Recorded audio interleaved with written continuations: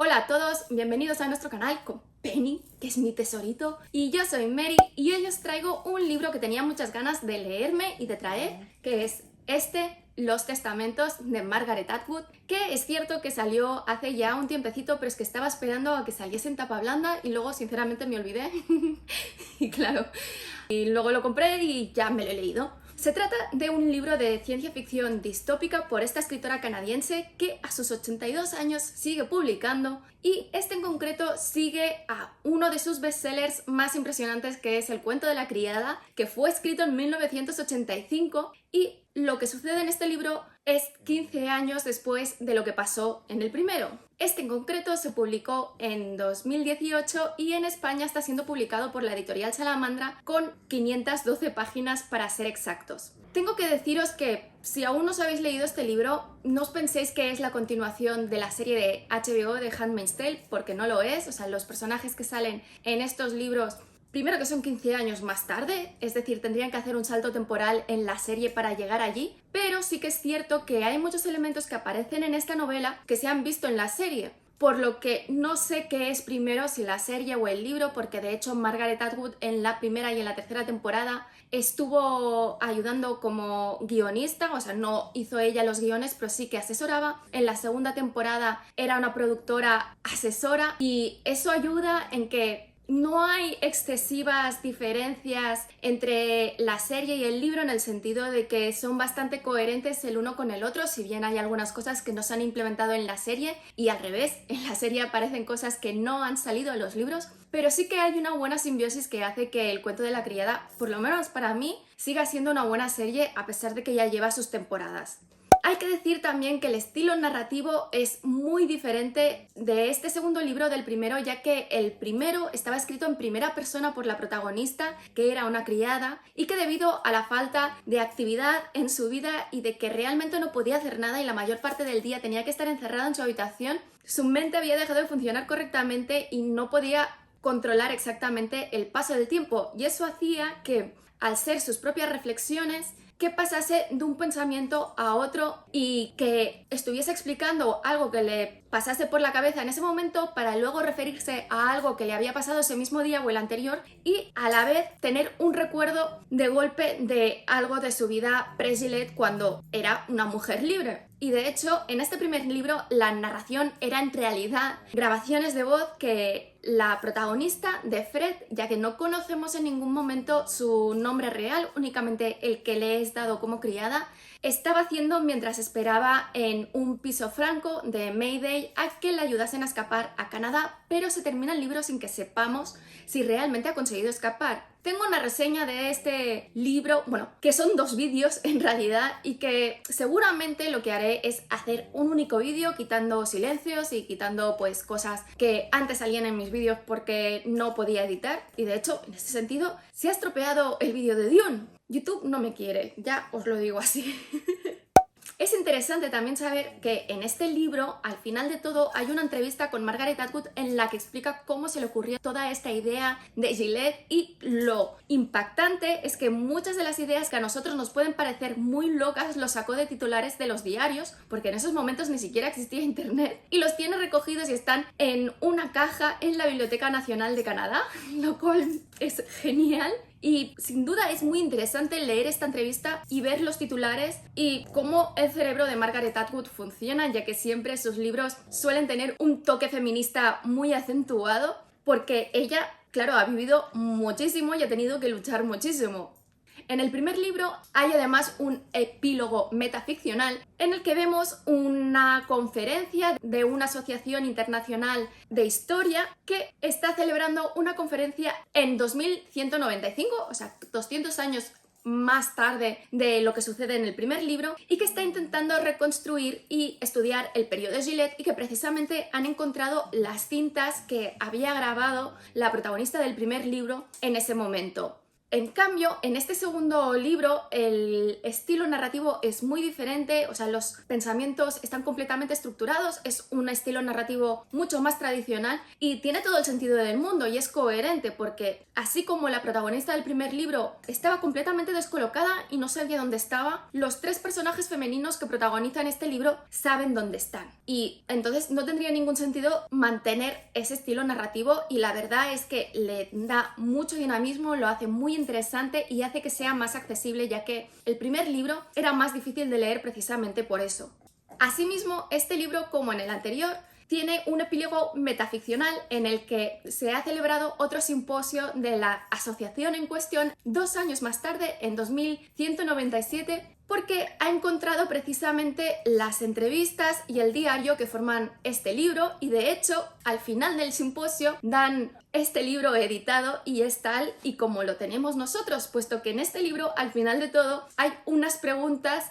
ético-morales para que los asistentes al simposio se hagan a ellos mismos, lo cual me parece un ejercicio metaficcional sencillo pero también muy impactante y que funciona muy bien. El pensar que este libro en realidad recoge pues este momento histórico y estos testimonios que se han encontrado y que ellos ni siquiera piensan si es real o no todo lo que dicen. De este modo, como os decía, el libro va alternando entre los puntos de vista de 3 mujeres. El primero es un personaje muy controvertido en el primer libro y que aparece muchísimo en la serie, que es tía Lidia, que en el transcurso de los 15 años que han transcurrido entre el primero y el segundo libro, ha pasado a tener el control absoluto del grupo de las tías, que es el grupo de mujeres más poderoso de Gillette, y de hecho son las únicas que tienen derecho a leer. Sus partes evidentemente están escritas en primera persona porque es en forma de diario que está escribiendo con sus confesiones para que la historia, una vez Gillette caiga, porque sabe que Gillette va a terminar cayendo como todos los regímenes,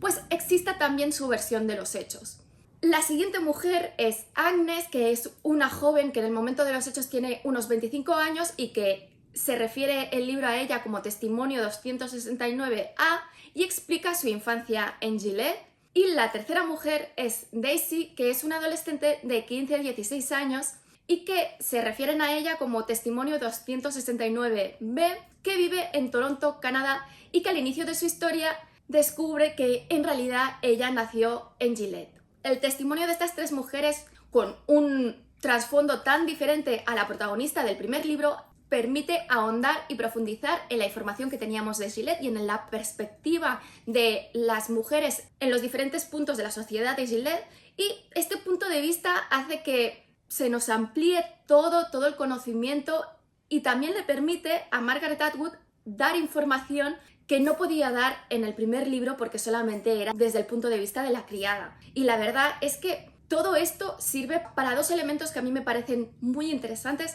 Por un lado, el desarrollo psicológico de sus personajes y sobre todo de la complejidad de un personaje tan controvertido y tan negro aparentemente de la tía Lidia, así como el profundo lavado de cerebro al que son sometidas las niñas en Gillette, incluso las destinadas a convertirse en esposas de los altos cargos de este país, como sucede con Agnes, que si bien nació en pre-Gillette, como era muy pequeña cuando se estableció Gillette, realmente, o sea, su pensamiento es increíble, el lavado del cerebro profundo que tiene, que cuando está pensando en que alguien, por ejemplo, puede enseñar el tobillo, es un plan, ¡uy!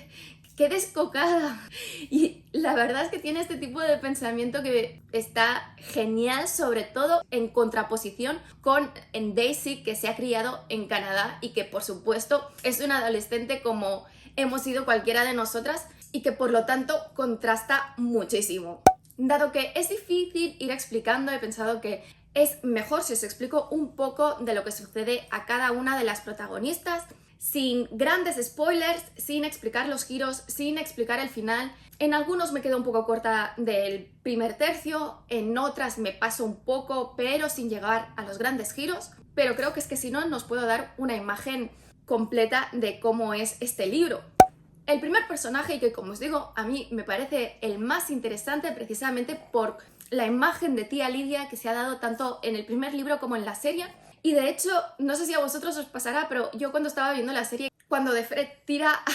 a la tía Lidia por las escaleras, dices, Y cuando después le clavan el cuchillo también tienes un disfrute así de te lo mereces, increíble. Y en este libro, esta deshumanización que había de la tía Lidia, pues digamos que se edulcora un poco, si bien no creo que tampoco sea un personaje blanco, sino un personaje bastante gris oscuro, porque al fin y al cabo es cierto que tiene su propio sistema de justicia, pero también es cierto que lo hace por ella misma. El diario empieza explicando cómo todo lo que se fundó Gillette se ha terminado corrompiendo y que a pesar de que cree que en un momento dado incluso llegó a creer en los ideales del nuevo país porque buscaba que el número de nacimientos aumentase y que se volviese a unos ideales más conservadores y no tan erráticos que provocaron todos los accidentes nucleares y que los nacimientos cayesen en picado. Sin embargo, la corrupción que ha ido viendo desde su sitio de poder a lo largo de estos años ha hecho que ni su conciencia ni la realidad que está viendo le permitan seguir actuando como hasta ahora en el momento que empieza a escribir este libro. En su diario no se muestra como una buena persona y ella misma lo reconoce, pero tampoco como el mal encarnado, que, como os digo, aunque seguramente en el momento que transcurrió el primer libro, la imagen que se dio de ella pues era muy cercana a la realidad y era su momento más negro cuando ella prácticamente creía en los ideales de Gillette, aunque en su yo pre-Gillette fuese algo que le repugnase totalmente. Y es que es importante y muy interesante saber de dónde viene tía Lidia, que no tiene nada que ver con la serie, que era una profesora de primaria. En el libro ella era una jueza, una mujer soltera de alrededor de unos 50 años, con un sistema de justicia muy propio, que es algo que, bueno, se ha visto también en su manera de ejercer el poder que tiene. Y un día, mientras ejercía de jueza de familia y que sobre todo llevaba divorcios, que es algo que a los giledianos pues decían, no, apareció la milicia en los juzgados y fue detenida junto con otras juezas y otro personal femenino que o bien estaba soltera, o bien estaban divorciadas,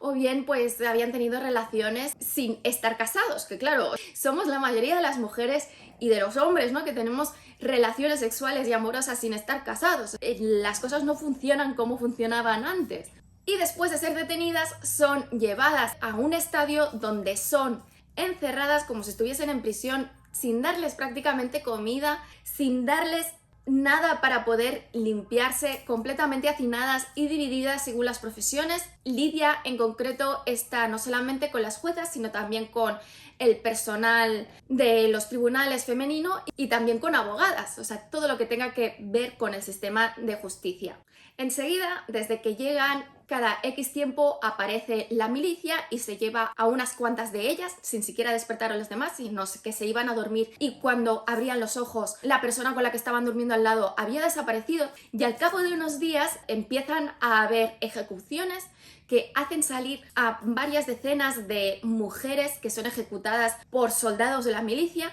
y a medida que van pasando los días, algunos de estos soldados van siendo sustituidos por mujeres que llevan una ropa caqui, que será el preuniforme de las tías, hasta que un momento dado le llega el turno a ella y la primera vez que se lo preguntan dice que no quiere formar parte de algo como Gillette y la encierran en un zulo durante un mes sin darle prácticamente comida, sin tener ni un momento de oscuridad, sin dejarla dormir, sin dejarla descansar, sin poder hablar con nadie, por lo que cuando la sacan al cabo de un mes, aparte de estar esquelética, se está volviendo loca por no hablar con nadie y en ese momento cuando le dicen si quiere formar parte, evidentemente dice que sí, porque cualquier cosa es mejor que cómo ha estado este último mes. Y es que no solo se convierte en una tía, sino que es seleccionada junto con otras 3 mujeres por el comandante Jude para formar la élite de las tías, que serán las encargadas de diseñar todo el sistema de las mujeres, los uniformes, los diferentes grupos de mujeres y lo más importante, serán las encargadas de mantener los árboles de familia secretos de quiénes son los padres reales de los niños que hay, porque claro, no vamos a tener aquí un incesto o alguna cosa así, que sería un desastre apocalíptico. Desde el principio, que están reunidas por primera vez en la sala, sabe que de las otras tres, su única rival real es Vidala, que es una fanática loca, horrible, que si nos creíamos que la tía Lidia era horrible es porque no conocíamos la existencia de Vidala. Y es que esta señora formaba parte ya de toda la conspiración que hizo llegar a Gillette al poder, o sea que sabía que todo esto iba a suceder y quería convertirse en una mujer sin ningún tipo de acceso a la formación, cosa que me parece increíble. Es como las mujeres que forman parte de Vox o de los partidos de ultraderecha que dicen que las mujeres se tienen que quedar en casa. No sé, es como ir en contra de ti misma. Pero bueno, la cuestión es que es una fanática y esta es precisamente la que lleva a cabo las mayores torturas de las mujeres que se salen de la línea de lo que tienen que hacer, especialmente de las criadas, y disfruta arrancando ojos y todo este tipo de desfiguraciones que tan asco dan. Y durante todos estos años, Lidia, que ya sabía desde el principio que eso no le gustaba, no solamente ha conseguido mantenerse en el poder y ser la mujer más poderosa de todo Gillette, sino que gracias a las conspiraciones que hace ella misma poniendo en contra una persona de otra, y además a su meticulosa recopilación de secretos y crímenes de guerra contra la élite de Gillette, por lo que es una bomba a punto de estallar. Con los siguientes personajes iré más rápido, no os preocupéis. El siguiente personaje es Agnes, que en el momento de su testimonio tiene 25 años más o menos, y explica cómo ella creció en Boston como la hija de uno de los comandantes más poderosos, el comandante Kyle, y su mujer Tabitha. Y debido a esto, en la escuela Vidala, que era la peor de todas, Agnes disfrutaba precisamente de una posición privilegiada debido al rango de su padre y tener 3 Marthas, porque tenías más o menos Marthas según lo poderoso que eras. Aunque ella tampoco es que le diese mucha importancia en estar por encima de los demás. Todo cambia cuando su madre Tabitha enferma de algo que no saben qué es y con quien ella tenía una estrecha relación. De hecho, es con la única que tenía una relación real dentro de esa casa porque su padre básicamente pasaba de ella, y finalmente termina muriendo cuando ella tiene unos 9 o 10 años quizás, y se queda sola dentro de la casa ya que, como os digo, su padre pasaba completamente de ella, y si bien las Marthas hablaban con ella, tampoco dejaban cruzar ninguna línea como ayudarlas a preparar la comida, por ejemplo. También pierde estatus en el colegio, por supuesto, pero hasta ahí, bueno, más o menos iba tirando, y todo empeora cuando su padre se casa con otra mujer, con Paula, que es una viuda, que es una víbora y tiene como objetivo deshacerse de todos los objetos que en la casa recuerden a Tabitha, y entre estos objetos incluyó, por supuesto, a Agnes, que tiene miedo de lo que le pueda suceder. Además, en la escuela preparatoria, que evidentemente es para convertirse en ama de casa, no les enseñan a leer o alguna cosa así, no vaya a ser que cojan ideas, su posición se ve aún más dañada cuando una de sus compañeras, Shunamite, revela que Agnes en realidad es hija de una mujer que convirtieron en criada y que fue separada de ella cuando se fundó Gillette. Por lo que sus compañeras la empiezan a ver como hija de una prostituta y como un bien dañado, cuando seguramente la mayor parte de ellas también son hijas de mujeres que estaban solteras o estaban divorciadas y que se les quitaron los niños para dárselos a las familias poderosas. Precisamente por eso, cuando su madrastra consigue que le sea asignada una criada, Agnes se siente vinculada a esta criada de alguna manera, aunque no pueda interaccionar con ella. Y por ello, cuando la criada muere dando a luz a su hermano, se jura a sí misma que nunca olvidará que la criada existió y que cuando murió le importaba a alguien, como mínimo, que era ella. Tengo que deciros que, aparte de que tiene personalidad, Agnes es una niña profundamente adoctrinada. Cuando Agnes cumple los 12-13 años y le viene el periodo, Paula no tarda en llamar a las tías para que inicien los preparativos para casarla, lo que me parece increíble porque cuando llega a la escuela preparatoria para el matrimonio, que claro, les explican allí pues cómo hacer flores, cómo llevar la casa, qué es el sexo y que tienen que hacer así y dejarse hacer, y se da cuenta de que todas las alumnas tienen su edad y que algunas de ellas incluso son más jóvenes. O sea, están casando a niñas de 11, 12 y 13 años con hombres de 40, 50, 60, que no es de extrañar que muchas de ellas luego mueran en el parto, si pueden quedarse embarazadas, claro. Mientras está allí, no tardan en entrar también en esa escuela sus compañeras de la escuela, Becca y Shunamite, que tienen también su edad, y mientras Becca y Agnes, la perspectiva del matrimonio les horroriza tremendamente, Shunamite, que tiene muchos pájaros en la cabeza, no puede esperar para casarse y tener a cargo su propia casa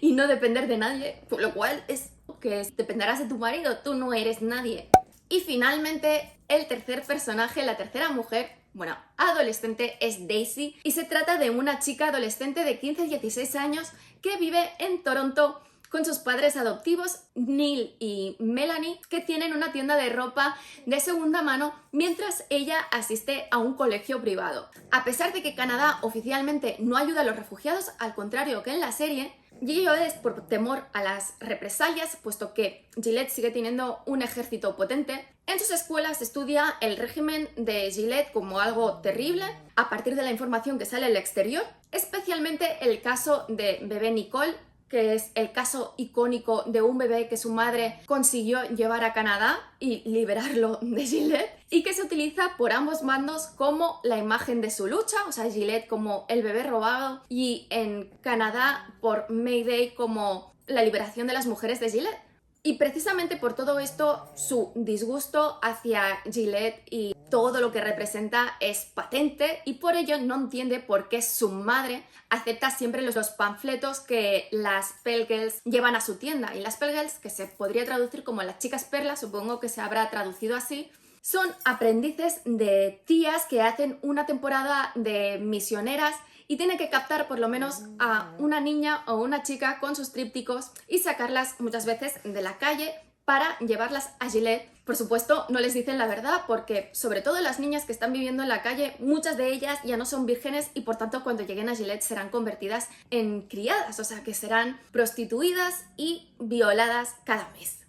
Tampoco entiende que sus padres nunca le dejen ir a ningún lado sola porque ella ya es mayorcita, por lo que cuando se organiza una manifestación a favor del bebé Nicole, que de hecho la escuela va como entidad, es una actividad de la escuela, le prohíben ir, pero ella decide ir, de hecho termina saliendo en la tele y tiene que ir una amiga de su madre, Ada, a buscarla y llevarla a casa. Al día siguiente, cuando después del colegio está esperando a que la venga a buscar su madre, se extraña cuando esta no aparece y al cabo de un rato llega Ada, la amiga de su madre, a recogerla y le dice que ya no puede volver a su casa porque sus padres han muerto víctimas de un atentado de un coche bomba en la tienda. Ella se extraña porque, claro, cree que sus padres son muy insulsos, que quién querrá matarlos, y la cosa es que sus padres eran en realidad agentes encubiertos de Mayday y utilizaban la tienda como una fachada para despistar a los agentes de Gillette y los habían descubierto y por eso los mataron. Y que además ella en realidad había sido confiada a ellos después de salir de Gillette porque ella no había nacido en Canadá, por lo que todo su mundo está ya en pedazos. Y esta es la situación más o menos del libro. Creo que valía la pena explicar todo esto, espero que os haya gustado. Si es así, dale al like, si no, dale al like. Dejad comentarios que ya sabéis que siempre los contesto. Si no estáis suscritos, suscribíos y sobre todo dale a la campanilla para tener la oportunidad de que YouTube os avise de cuando cuelgo nuevos vídeos y nos vemos en el siguiente.